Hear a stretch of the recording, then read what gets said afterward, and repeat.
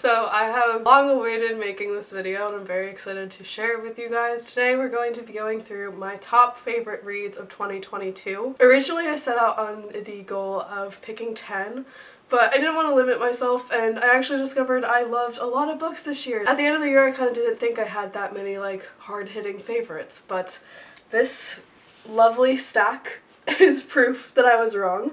We're gonna go through all of my favorite books of 2022. There's no particular order, I'm not ranking them. I'm just gonna show you and talk about my favorite books of 2022 and why I loved them and what the books are about. 2022 was a year of exploring a lot of different genres, a lot of different authors that I've never read before, and falling more in love with fantasy and fiction and really exploring non-fiction as well. I have 2 non-fiction books in this stack and I'm excited to share those with you, but let's get started. The Color Purple by Alice Walker. I read this in the summer. I remember I was reading this while at work because I constantly had a book that I was reading at work and I could not put this down. This book was absolutely beautiful. It's about this woman named Celie and she has a husband, but there's this woman in her husband's life that she's actually absolutely enamored by, and it is their relationship and her exploring herself and all of these thoughts she has about this woman and her grappling with that, because it is set in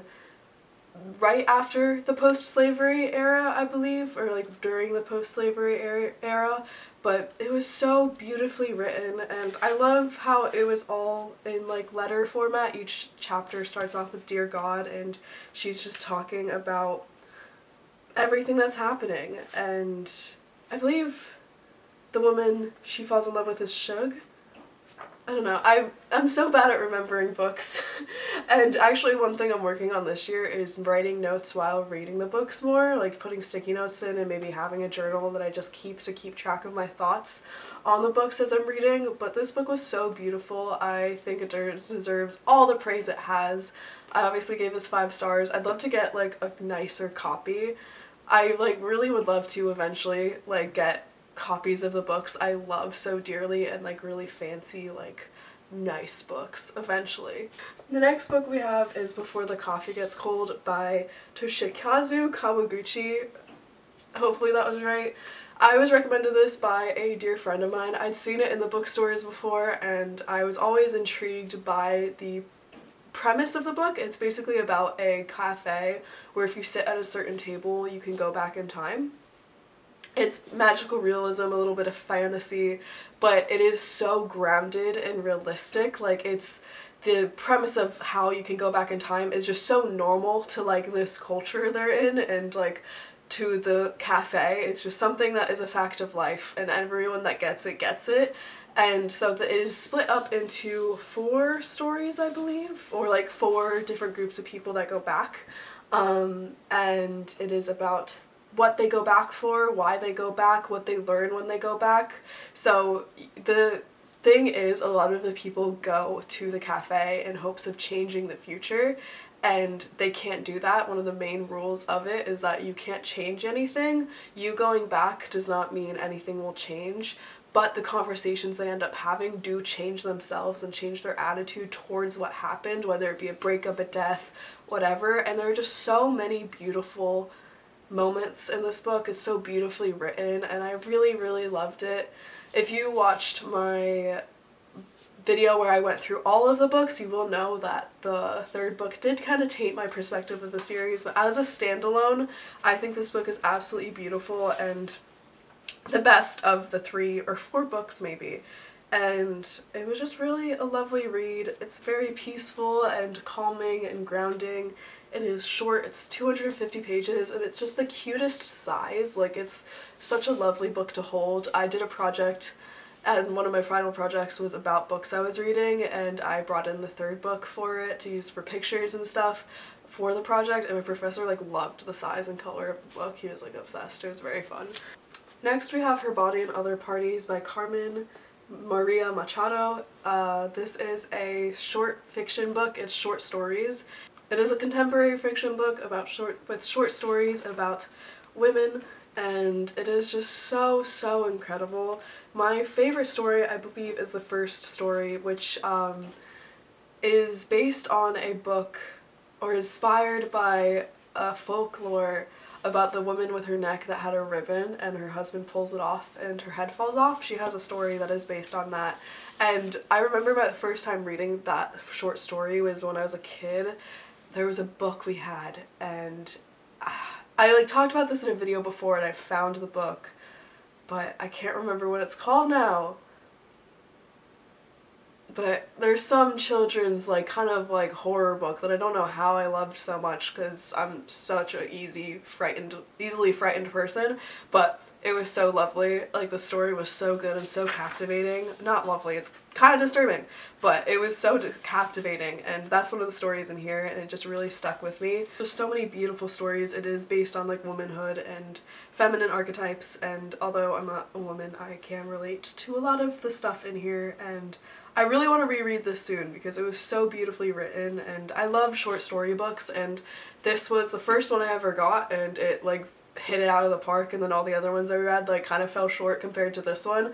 And when I went to the bookstore and picked this out, I forget like what drew me to it, but somebody in the store like stopped me and was like, "You're gonna love that book," and I did, and it sat on my TBR stack for a while, but I finally read it and fell in love. Next we have Red, White, and Royal Blue. I read this basically at the end of the year. This was I think this was the last book I finished before the year ended. I loved this book so much. This is another book I started in the summer and then I couldn't get into it and put it down after 60 pages. And actually right after I read it, I like loved it so much. I was like, Maddie, to my sister, you have to read this. And she struggled with it too. Like for the first 60 pages, she was like, why am I reading this? Is this worth it?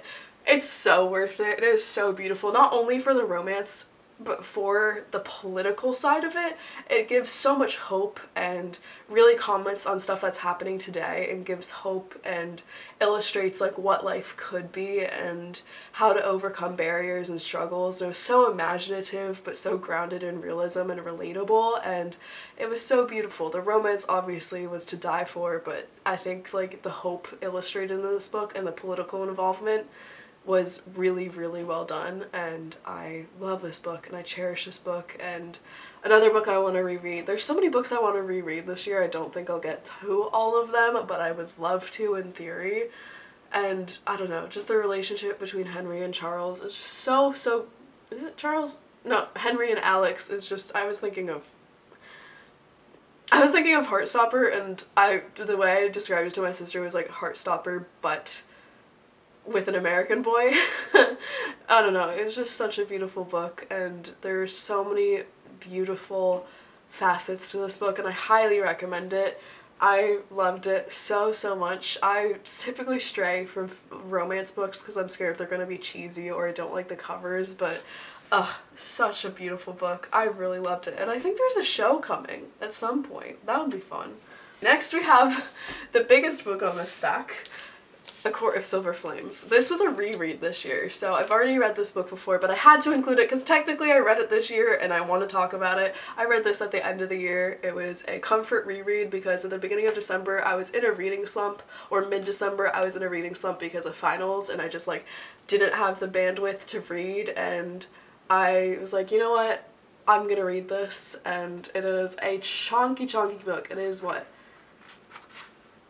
Almost 800 pages. It's 740 something pages, and I read it in like 4 days and I loved it so much. I don't think anything will ever hit as hard as when I read it the first time, because there were so many parallels in the book to my life, and still is, but just the moment of life I was in when I first read this book was so relatable, and I found so much comfort within Nesta and her story and her growth and her healing, and I still do, but it's just such a beautiful book. I loved it. I know a lot of people have so much to say about A Court of Thorns and Roses in the series, but I loved it. I think it was beautiful. It's my favorite book in the series. I'm so glad Nesta got her redemption arc, because I know so many people hated her, and maybe people still do. Probably still do, but she has such a beautiful story to tell and so much to overcome, and I think it is a beautiful like way to depict that just because someone is not to your liking doesn't mean like they are a horrible person. Like, they have a story too and they deserve to be heard, and that is exactly what this book is like does for me. And yeah, there's romance in it, like it's Cassian and Nesta, but like it's about her, and I think Sarah J Maas did a good job of not like bombarding us with Cassian. Obviously they do have like a fairly a sexual relationship in this book, and then it turns into romance, and I think the way that progressed was really well done, and the way he cared about her and wanted her to heal and succeed, but let her do it on her own. He was there to support her when she came to him, but he wasn't pushing himself on her. I think that was so beautiful. I don't know, it's just, I loved this book, and I love the end when she like finally lets herself back into, did what they thought was best for her, and it ended up being what she needed, but she wasn't ready to accept it. And I think that's so true and important, and they tried to give her space, and Cassian like nudged them to give her space, and she finally like returned to them when she was ready, and I think that's really beautiful. And I don't know, it just shows the strength of family bonds and healing and trauma. And I didn't even get to this part, the sisterhood like she has with Gwen and Emery, like they're just so beautiful, and seeing the healing of the other girls as well, other women, and I don't know, just such a beautiful book. I have so much to love about this book. This probably is the book I've talked the most about so far in this video, but I don't know, give it a shot, please, and I hope you like it. Okay, next we have the first nonfiction book in my stack, How the Word Is Passed. I read this summer. It is a beautiful, beautiful book. It is, I'll read you the synopsis because I don't know how I could describe it better.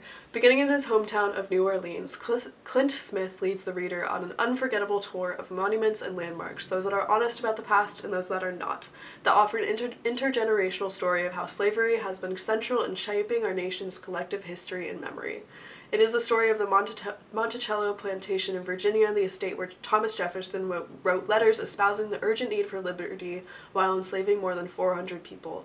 It is the story of the Whitney plantation, one of the only former plantations devoted to preserving the experience of the enslaved people whose lives and work sustained it. It is the story of Angola, a former plantation turned maximum security prison in Louisiana that is filled with black men who work across the 18,000-acre land for virtually no pay. And it's the story of Blandford Cemetery, the final resting place of tens of thousands of Confederate soldiers.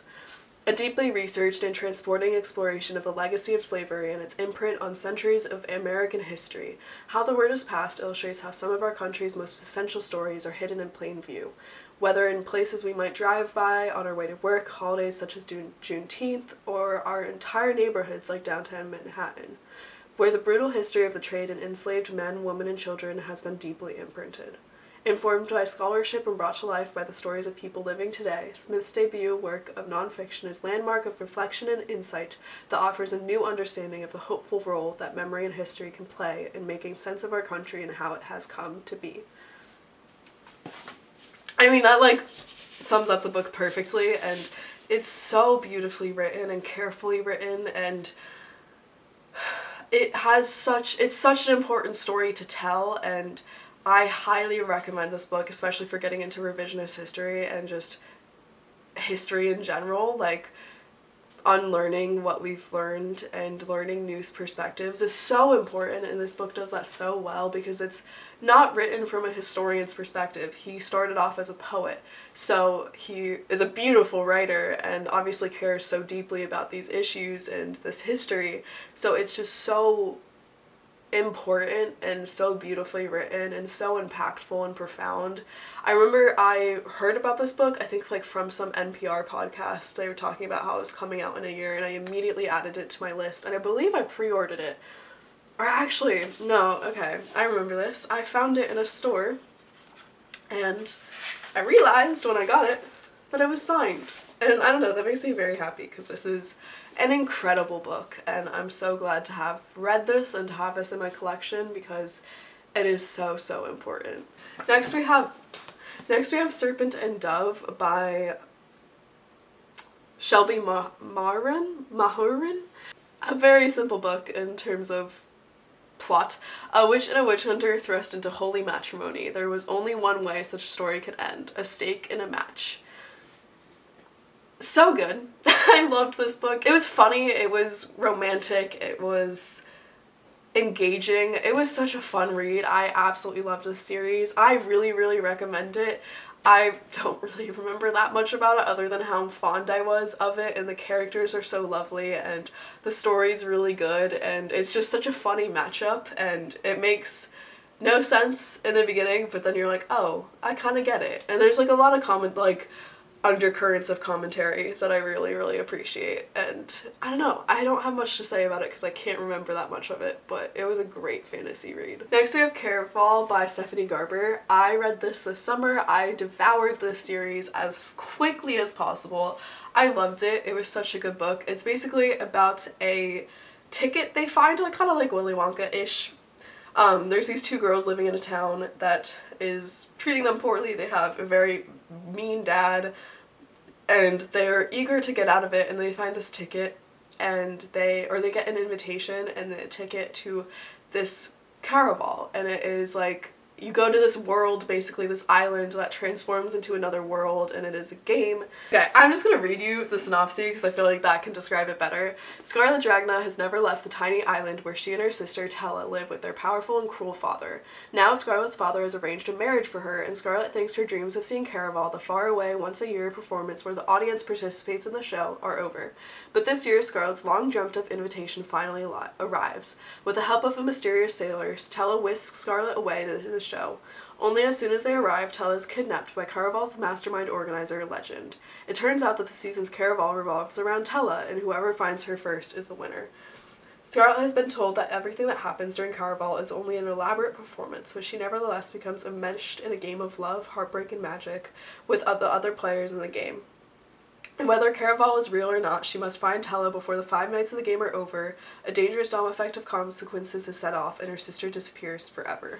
Such a good book. The premise of the book is so unique in so many ways, and there are so many unique aspects to this series. I really like the characters they have that are like these gods that come out in the second book that come from these tarot cards that I don't know if it's a spoiler, so I'm not going to say that, but it is just such an amazing series. I love it so much, and it has a special place in my heart, and I really want to read the spin-off series, Once Upon a Broken Heart, at some point. I just haven't had the chance to read it yet, but I'll get there. Okay, we're down to our final two. Next up is The Great Gatsby. I read this in 2 days over the summer, and I absolutely loved it. It's a classic, and I think it's something that I avoided for so long. I was never assigned it in high school, but I know so many people were, and I was like, oh, it's one of those books. Give it a shot, because I think you'll be surprised. I really loved it. I have so much empathy for Gatsby. I don't know if a lot of people do, and I think I had an interesting perspective compared to my family and a lot of other people I talk to, so I want to read it again. But it's a classic. It's really good, and it's simple and easy to read, and I would totally give this book a shot if you've been thinking about it, or if you see it, give it a shot. It's an easy read. It's only 200 pages, so you can get through it really quickly. I can't believe this is the last book in my pile. Okay. Oh, no, it's not. One more after this. Taste by Stanley Tucci. It's kind of funny, the 2 books at the end are audiobooks, or books I read as audiobooks, but I got a physical copy of this one. My family has always loved watching Finding Italy, which is his TV show, and I've loved him as an actor, and I forget why I finally chose this book. I always saw it standing in the memoir section of bookstores, and I saw it in my Libby, my audiobook library, and I was like, you know what, I'll give it a shot. I absolutely loved it. It has a lot of parallels with my family in terms of his upbringing that I shared with my dad, and he absolutely loved it. It just has a special place in my heart. It's about his life and journey through food.